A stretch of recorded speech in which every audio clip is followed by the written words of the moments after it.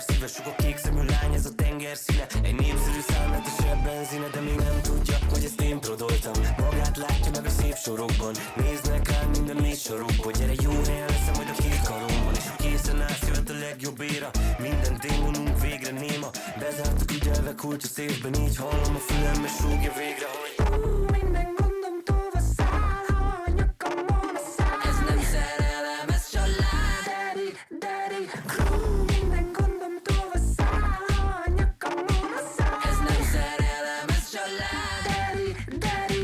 Tudom, hogy éppen sokan állnak lesben, de arra kérlek, hogy ma válasz engem. Tisztán itt vannak a vágyak bennem, ebből listába sikerült párat szednem. Nem egy rárit, hanem egy házat vettem, hogy majd ültessünk közösen egy fát a kertben. Hogy az árnyékában játszott meccsenből megküzdessünk röviben egy átlag kedden. Nem hiszok a backstage-be cateringet, hazahordom már egy éve mindegy. Csak hogy mikor összeadnak végre minket, akkor leítassuk a nász népet ingyen. És a nyugtól szújgizik a gyermekünk, akkor a Krúdi stúdióba elmegyünk. Nyugi hangsziket eltudni, nem keltjük fel, ha a profi mikrofonomon felveszünk. Gyere!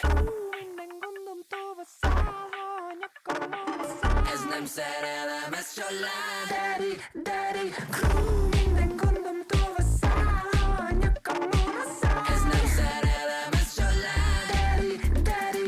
Tudom, hogy érted, sokan álltak lesben, engem választottás. Ha nem bántod ezt meg, akkor az a jó hír, hogy itt áll a tervben. Míg vagy 60 év, amit kiállunk ketten, és ha elragadja a halál a lelkem, és a földbe eresztik a sápat testem, akkor ott lenne a sötétbe, várlak csendbe. Te meg egyszer utoljára vár